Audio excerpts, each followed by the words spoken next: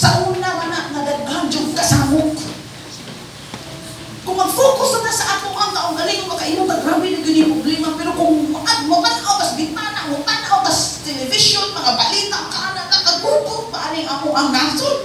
Kagubot ba aning amo ang kanang panggobyerno na unsa naman? Pero sa Biblia mga igsoon, adunay mga tao nga wa matandog. So adunay tulo ka tao nga ato ang magahisgutan, Bible characters who remain steadfast during political chaos. Una, si Daniel in Babylon. Kita na to ang Babylonia, grabe katakot kaayo na kanasod. Joseph in Egypt. Nga diin, foreigner siya dito. Grabe po ang panghitabo. Pero nanatiling tapat. Ug ikatulo si Esther in Persia. Kining mga bansa, makaingon yun nga mga, sa unang panahon sila ang mga naghari. Una, unsa may matutunan nato kay Daniel? Daniel served as a profound example of faithfulness in a foreign and politically tumultuous environment. Makita nato nga si Daniel, napilti sila sa gera. Karon mo takahibalo sige gigitan ang mga barko. Sige gigitan sa kadugayan anak maggira naman. Karon na po do. Sige pa ano? Pala sige kadugayan anak mga igsoon maghibaw na ta nga pag samok-samok na. Sa panahon ni Daniel sila napildi ug gidala sila sa Babylonia aron mahimo silang mga slaves. Pero niingon ang hari, sayang maligid, kani sila mga royal blood, mga anak ni sila sa mga napildi nga mga kingharian ba. Ingon ang hari, pagpili og katong mga katanon nga medyo may mga kaalam, mga maayong paro, kay atong na silang i-train, na mahimo na itong katabang. Sayang mo po ni sila kung ato lang yung naaman ni sila mga abilidad. So usas si Daniel o ang iyang mga kauban nga si Shadrach, Meshach, Abednego na napili. Siyempre, pag-abuti na, naghain na, dili na mo mga amo. Kay mga ulimpo naman sila dito. So kung unsa ipakaon sa ilang kaon, kung unsa ipainom, inom. Pero si Daniel, in a foreign country, di parok ko siya nalipon. Baka nagpatyong siya. Ningon siya, dili ko magpaapikto. Kay ako usang ka anak sa Diyos. Despite being taken captive in Babylon, Daniel remained unwavering in his devotion to God. Ingon din siya, naanak ko sa laing mga kung ano, anak ko sa Ginoo, dili ko kinahanglan nga magpapildi nila. Una ang sa ibuhat, he refused to defile himself with the king's food. Kanang itong iro, aron mahimo na maamo sa imuha, pakana. Ha? Kanang mga sa diha kananay mga posisyon taga kwarta. Di ba muamo na? Maamo. Ha? Ibig sabihin, kung ana masumusunod, mo bitaw na nga daghan tayo. Wala ni ma. Na ano ni project? Asa man project ani? Uy nawa. Tuwa na. Kay grabe lang kuan. Nga naman, di kamot. Gusto sila daghan kay aron makakaon. Pero si Daniel niingon, dili ko gusto na mahugawan ang ako ang kinabuhi. Nihangyo siya sa miyong tubo, pwede ba? Ayaw lang ko anak, pakan ang kalwa ko ang ibalong dalong sana. Pakan ang nagugulay na lugaw. Ha? Kanya, tubig lang. Ingon ka lang mo yung dumo, di ko na pwede. Ako pwede ako tana, ito siya na. Subukan mo ng 10 araw kung ano ang mangyari. After 10 days, siya pa man hinuon ang nahimong ambungan. Sa tanang mga tao dito siya o ang iyang mga kaigsunan. Si Shadrach, Meshach, Abednego ningon na, uy, nindot man eh. Ningon siya nga, dili ko pwede na mahugawan kay kung sa kato nga mga pagkaon. Ingon diha sa Daniel chapter 1. Apan si Daniel dili buot nga hugawan niya ang iyang kaugalingon. Pinaagi sa pagkaon o pag-inom sa gidulot kaniya gikan sa hari. Busa ni hangyo ni siya nga dili pagkaon o pag-inom sa idulot kaniya. Tungod sa manabang sa Dios, si Daniel gikaluy-an ni Aspenas. Apan giingnan niya si Daniel, nahadlok ako sa akong agalon nga maoy nagbuot sa imong kalan-on ug ilindon. Kung makakita siya nga mas niwang ka kaysa mga batan-on nga sama kanimong panuigon, mamiligro ang akong kinabuhi. Unya mingon si Daniel sa mayordomo nga gitudlo ni Aspenas, aron pag-atiman kaniya ug sa iyang tulog ka mga higala. Sulayi kaming imong mga sulugoon sulod sa napulo ka adlaw. Hatagi lamang kami mga utanon nga among kanon ug tubig nga among imnon. Okay, sa may di mo kauutan dire. Vegetable, ha? Makanindot di inis kalawasan. Unya itandiya ang among panagway ug ang panagway sa mga batan-on na nagkaon sa harian ng pagkaon nga sumala unya sa imong makita buhata ka nako ang imong gusto. Papili og mga harianon sa nagmanern na to ani. Dili ka kinahanglan mahaylo sa mga harianong mga butang. Oo, kinahanglan nga unsa man ni. Basig mapiktuhan ang ako ang relasyon sa Dios ani. Kaya kaya karon panahon nang daghay mahaylo. Mingon nga dili ra mo simba kay tagaan mo lang mo mga groceries sa kanto ko dito, ni mga bugas, na mga unsa, o hayluhon ka.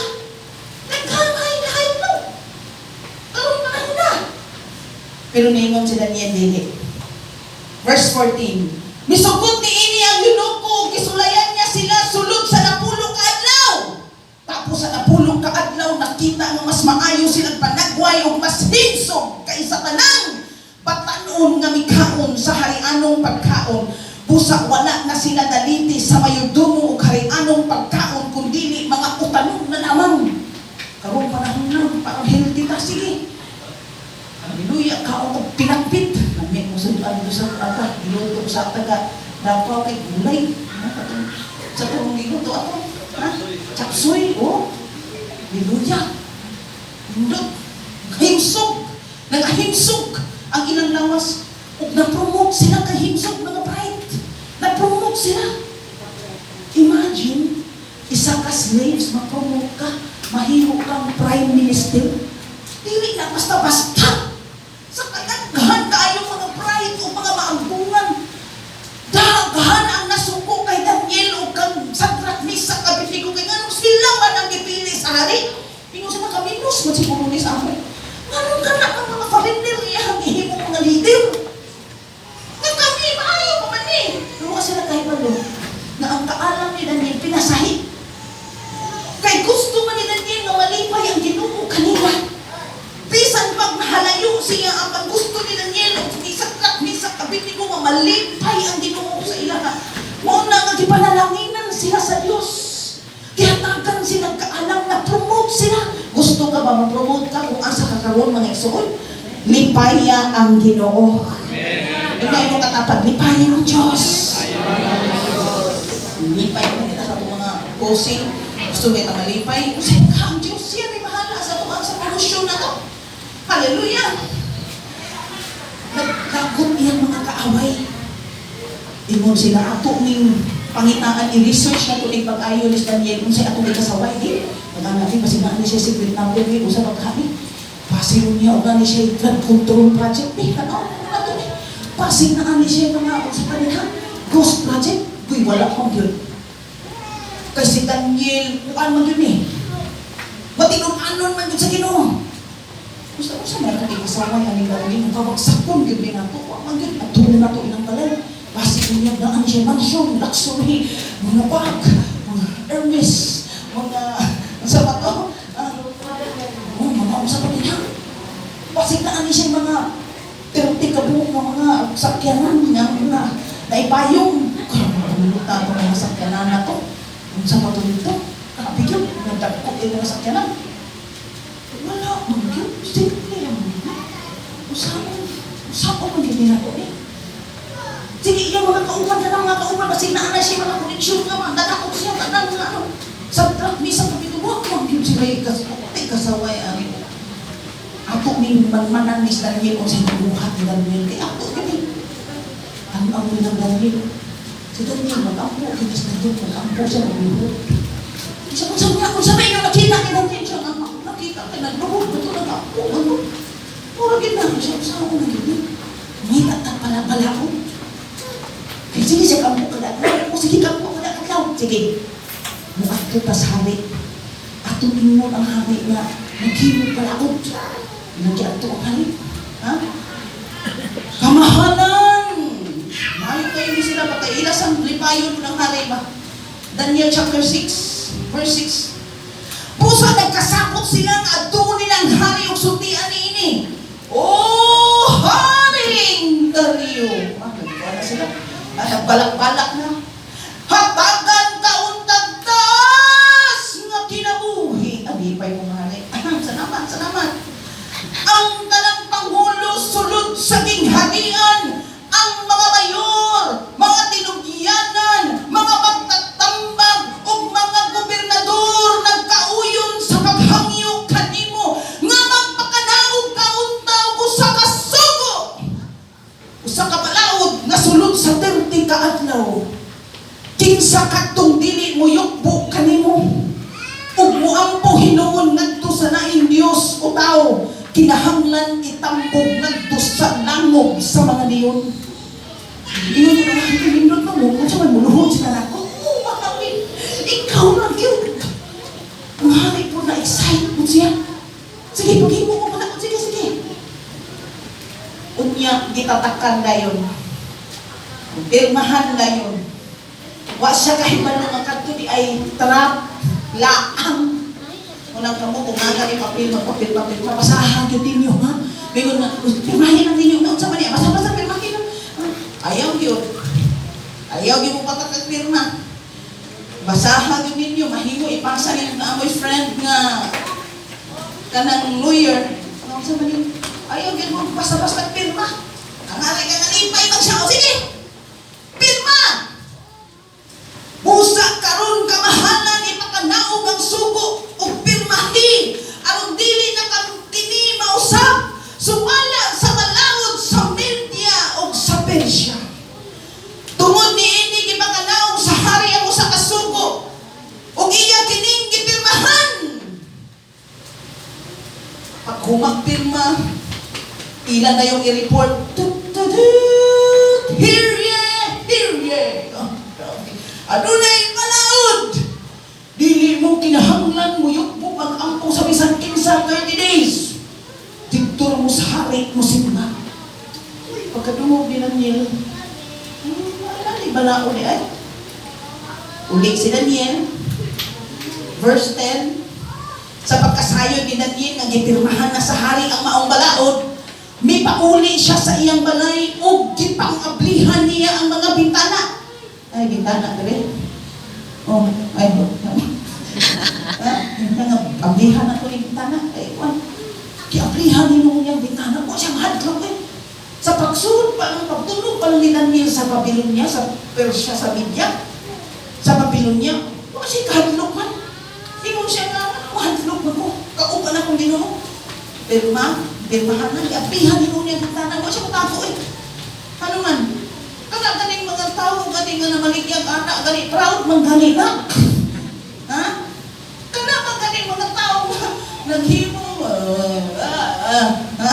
Proud man ganing na, nagkandusay kasada. Siya nga ako mauhatlong ako nga nag-ampo ako. Hindi ko na pagtuon nila niyan, ha?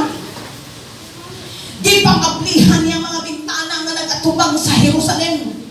Unya! Miluhod siya makatulo sa usa ka adlaw ug nag-ampo ug nagpasalamat sa Dios sumala sa iyang nabatasan. Kinamay na tingog siya. Kung ano na ninyo si Daniel kung nag-ampo. Ayun siya, kaluoy ko na ning sige dili abihan ko ning bintana. Sa mga nabasher eh. Ha?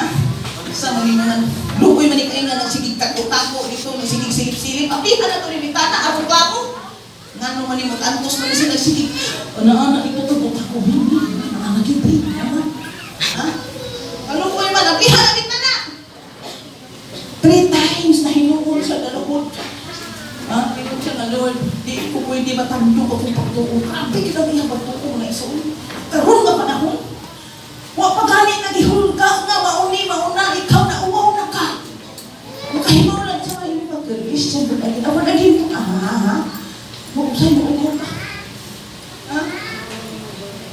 maumaw, hino-hino, imong Christian, dili proud. Daghan sa to ka.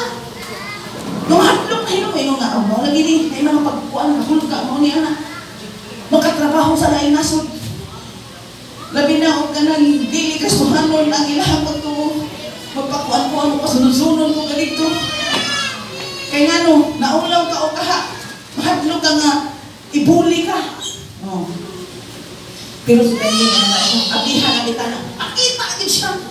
Mawag siya mahadlok, matinuon ang Diyos na iyahang gisimba. Ngunit kinahanglan ka rin mga panahon na mga igsuon nga dili mahadlok. Hadlok ba ka? Mamailhan ka, Kristohanon ka? Dapat proud ka. Amen. Ha? Proud ka na Kristohanon. Be proud. Ignay mo ka. Be proud ka. Hallelujah. Proud. Praise the Lord. Kristohanon ko. Amen. Maulaw na ta. Ukod niya ang iyang mga kaaway nagkauyon nga mungadto sa balay ni Daniel ug ilang nakaplagan siya na nag-ampo ug nangalyupo sa Dios. Wa gid siya maulaw. Unya ilang giadto ang hari aron isumbong si Daniel ug sila mingon. Kamahalan. Sa wakas na ana jud tayo kasumbong ka wa kini sa ni Daniel ba. Naa na gid siya sipyat. Kamahalan. Di ba nagsuko ka man nagsulod sa 30 ka adlaw kansong munangop sa naing Diyos o tao inay kanimo lamang kinahanglan itambog ngadto sa lakop sa mga leon. Ingon ang hari ako din naghimo anak kamuman di ko ra ko ni pirma. Pero imo na yung ipirmahan. Imo na yung ipirmahan. Mitubag ang hari magpabilin ang maong sugo sumala sa balakod sa Media o sa Persia nga dili mahimong usbon. Giingon na yun na verse 13. Si Daniel nga usap kabilihan gikan sa Judea. Wala magtahod kanimo kamahalan o sa imong kasuguan. Kung dili nag-ampo hinuon siya sa iyang Diyos makatulos sa usa ka adlaw. Sa pagkadungog ni ini sa hari, nasubok siya pag-ayo ug buot niyang luwason si Daniel. Iyon siya, ayay, natrap ko na kung ako kapantay. Kaya ako patong sinaligan na maugi akong labaw-labaw diri ng mga hilit na ko sa akong mga kisaligan. Saan man eh? Kung saan man ipagluwas? Pero niingon sila, mahal na hari, dili na pwede, ha? Apan ang kaangay ni Daniel nag-usap pag-adto sa hari o giingnan nila ang hari. Kamahalan! Nasayod kabaya na ang balaod sa Media o sa Persia dili mahimong usbon human kini ipakanaog sa hari. Dili gyud kinahanglan ka magdapig-dapig kay imo na gani panahon di mo hari. Di ko gabang kay Daniel ano man. So sa gibuhat dayon gyud. Kikuha dayon. Unsabay nga nani nagtala siguro to ka ng heartbeat para nang akong namang gani hinangon ito sila nga siguro to sila ngayon pagkuhan mo kisulong na nila dito gidakop nas Daniel mo kaisod naapi kayo paniog sa tibuok kanang nasod nga naikidakop si Daniel kay niluhog lipay na kayo mga kontra kay tambog na nila pero si Daniel imo si Daniel ako pagtukod sa Ginoo nindot suling anak sa Ginoo kay di kita mahadlok ba kasama natin ang Diyos di ako matatakot di ako malulungkot kasama natin ang Diyos hikot siya nagnakaw siya pa doon sa grabe kayo no kay way mga litis-litis diretso yun pinalti na yun samtang nagnakaw si Daniel yun siya kung itukot sa Ginoo, ako'y mahina. Ang bukot sa Ginoo. Layo pa lang madungog na nimo ang leon. Nakita na mo tinuod nga leon mga ison? Ha? Dito sa Manila, sa una kay pagmuha na lagi leon. Ang ino ka ng ino, itong ban ito ka, urog, musog na uyog lagi ang kanang yuta ka. Kanang urog. Na, huwag palang kakakita mo, muna nagmapuy-puy mo ng mga tuhod, di nakakalihok. Muna gitawag yun ay king of the jungle.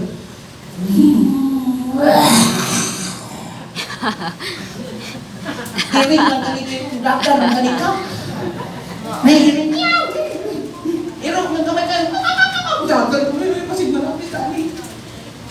mga ganit mo sa paghanap. Isa ka lamon ka lang. Makita nimo ang kanang kuwan mo. Basta ang bata, isigaw ng mata. Huwag yun, nagkagandatan. Ha? Ang liyon.